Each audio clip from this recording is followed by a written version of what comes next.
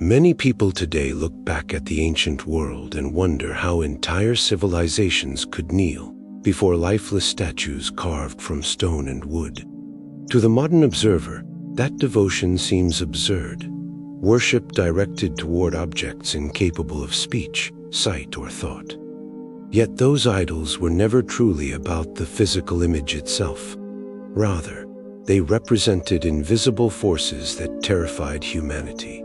The carved figure was merely a doorway, a symbol through which people believed they could bargain with what lay beyond human sight. What gave those idols their grip over hearts was not the gold or clay, but the unseen entities that cloaked themselves in that illusion. Those who shaped the idols did not create the evil behind them, but they unknowingly carved vessels for beings that thrived on fear and reverence. People were not foolish by birth. They were frightened, manipulated, and enslaved by superstition, given weight by unseen tormentors.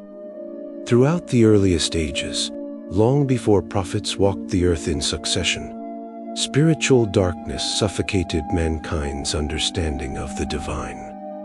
The unseen creatures known as jinn tormented human beings like unseen tyrants. They were bullies roaming the shadows of creation, terrifying whole tribes and forcing obedience through invisible dread. The Qur'an narrates that the deceiver begged the Almighty for permission to mislead humanity and remain veiled from sight, and the Most High allowed it as a test. Thus began an age when terror itself was worshipped. From the time before the Great Flood, through centuries that stretched for generations, people sought safety and submission to what they could not see. The presence of demons in their lands, their homes, and their dreams birthed the cults and rituals that chained societies to false gods. Those idols were tokens of treaties made with darkness, promises of peace in return for obedience. If one traces the timeline, the grip of idolatry wrapped around humanity for ages unending. From the era of Noah, separated from modern memory by roughly 10 generations before Abraham, idolatry thrived as the universal creed. Between Abraham and Jesus stretched another 2 millennia in which people, knowing of the Creator yet veering away, still bowed to the shadows of these demon gods. 6 centuries after Jesus, the final messenger came, and since then roughly 14 centuries have passed. During that immense expanse of time, the unseen forces whispered lies to mankind, creating a system of spiritual intimidation. Each region feared its own local presence. Each hill, cave, and valley was imagined to have its guardian or ruler, which in truth was a jinn demanding subservience. People believed these beings controlled rain, fertility, and fate. The idols merely gave such fears a face. When a tribe worshipped an idol, they were in truth surrendering to the spirit that haunted their lands. The moment they pledged sacrifice or burnt incense, the invisible torment eased, and in the deceptive calm, the spirit bound them further. This explains why almost every settlement, kingdom, or island possessed its own particular idol, each tied to a tale of miracles, punishments, or omens. These myths were not random, but designed by demonic cunning to ensure perpetual reverence. And then came the prophets, bearers of monotheism, whose mission was to break these chains of invisible servitude.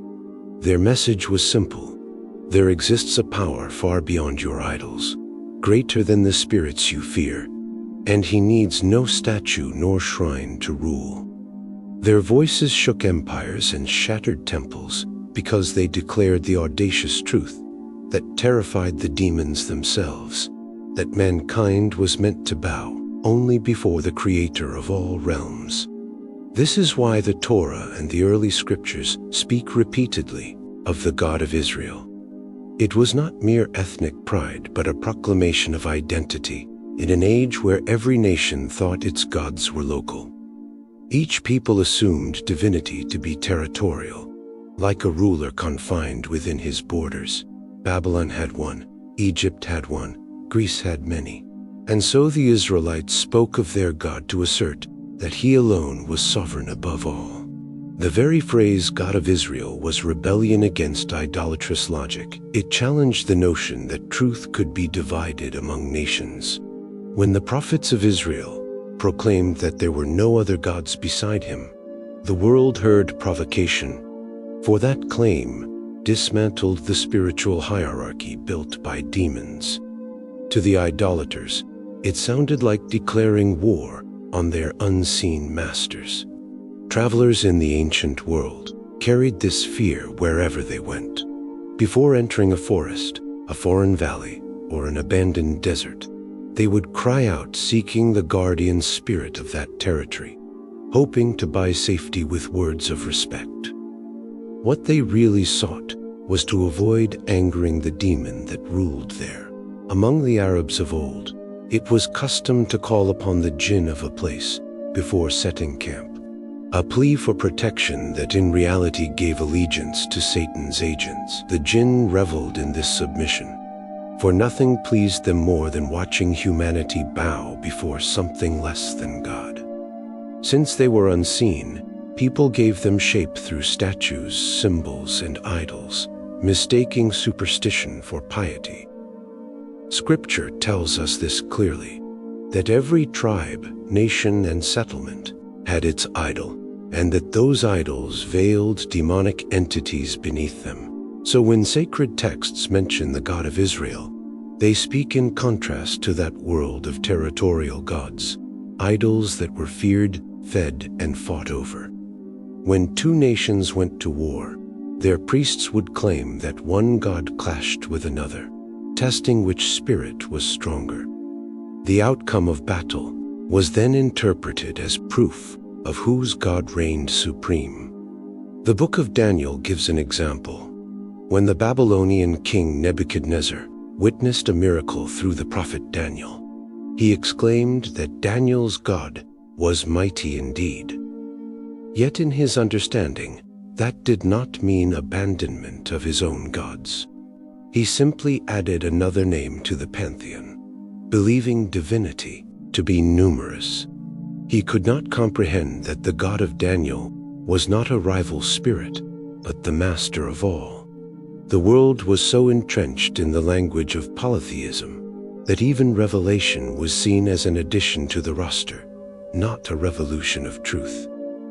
When the early Muslims later entered India, they encountered a parallel belief system. Every tribe had its sacred figure, each considered a protector or punisher. None would dare speak ill of another's deity, for fear the spirit might retaliate. The people did not use the word demon, for to them those forces were gods. Still, their behavior showed submission to the same ancient fear. A traveler coming into a new territory would ask who governed its spiritual domain, and upon learning the name, would offer respect or sacrifice to avoid harm. The demons ruled through dread and demanded tokens of honor. When Muslims demonstrated miracles and acts of divine mercy by God's permission, the locals, still bound by polytheistic thinking, assumed that this new power too belonged to the ever-growing catalog of spirits. They would say, "Your God is strong too. Let us add him to our list." Thus humans, generation after generation, repeated the same pattern, multiplying idols without understanding their own imprisonment. This logic, the foundation of shirk, associating partners with the Creator, is precisely what the deceiver wanted.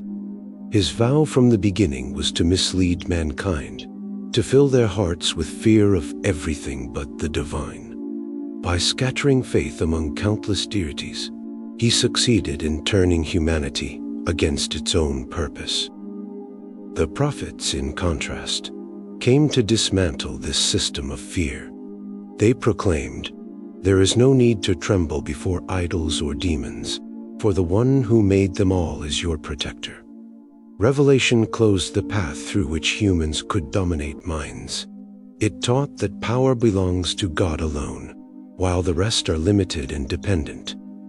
The coming of every monotheistic message from Abraham to Moses to Jesus, and finally to Muhammad, peace be upon them, struck at the very roots of the demonic order. It was never merely theology, it was liberation. In essence, monotheism unchained human beings from invisible shackles. Idolatry thrived on terror, demanding rituals out of fear of punishment. But when divine guidance descended, it shattered that illusion by revealing the true hierarchy of the universe. The prophets showed that human beings hold dignity greater than stone idols, that angels and jinn alike cannot govern destiny against God's will, and that worship born of coercion is slavery, not devotion. Scripture describes idolatry as self-imposed bondage, the soul handcuffed by its own illusions. To break those chains was not just an act of faith, it was an act of freedom. That is why the Israelites were perceived as defiant by neighboring nations. They refused to honor any local gods, declaring them false.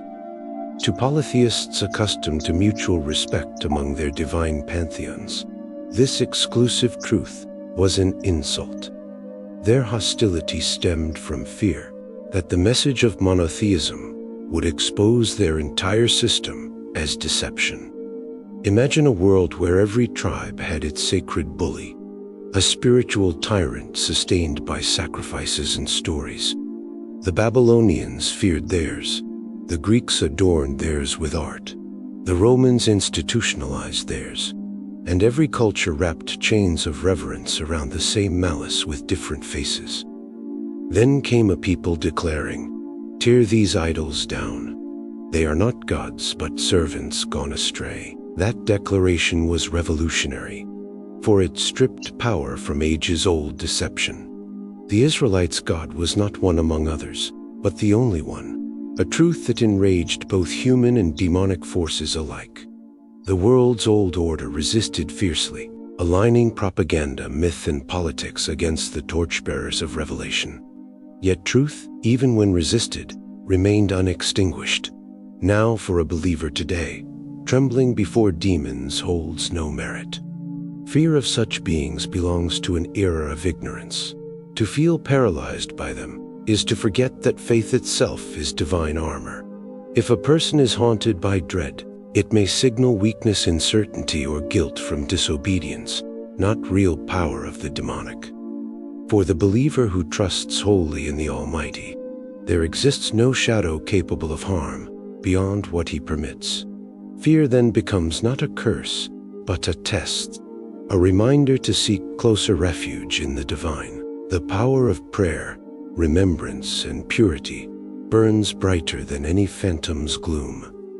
The believer walks covered by unseen light, guarded by the one who commands both worlds. Idolatry, therefore, was never merely about carved figures or ancient myths. It was about manipulation, humanity deceived into honoring what sought its ruin. When Christianity emerged, it carried an essence from earlier monotheism and spread wider than Judaism. Yet with time, alteration crept in. Lenses of human interpretation reframed divine unity into layered complexity. The doctrine of the Trinity diluted the pure monotheism that once crushed idols. Even so, the remembrance of the true God continued to sting the demons. Every utterance of His name struck them like fire. But only with the rise of Islam was the fortress of idolatry truly dismantled on a global scale. The message of La ilaha illallah was a sword of light cutting through ages of shadow, declaring that all supposed gods were powerless, and all fear belonged to none but Allah. Through the Prophet Muhammad, peace and blessings be upon him, came the final revolt against these unseen tyrants. His message restored humanity's forgotten dignity, that people were never meant to bow to fear, but to rise in humble strength before their Creator. The idols trembled, the demons wailed, for their dominion over mankind's imagination ended. The Qur'an declared their insignificance and exiled their whispers from the hearts, anchored in faith. Where once tribes trembled to speak aloud against false gods, now they cast their statues to the ground. The unseen bullies retreated, powerless before pure conviction. That is the victory promised since the dawn of rebellion, that falsehood may parade for ages, but truth, once revealed, erases its legacy. Thus, the story of humanity's worship of idols is not merely an old tale of ignorance. It is a chronicle of fear mastered and truth rediscovered. Each era that embraced monotheism reclaimed human freedom from invisible chains.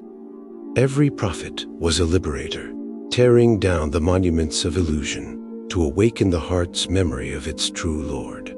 From Noah to Abraham, from Moses to Jesus, from Muhammad to this very moment, the thread of revelation endures, reminding mankind that the battle against idolatry is not fought with swords, but with enlightenment. The demons still whisper, but their power fades wherever knowledge and faith dwell. The idols remain mute, lifeless relics of human insecurity. And those who believe stand serene, guarded by the certainty that only the Creator possesses real authority over the seen and unseen alike.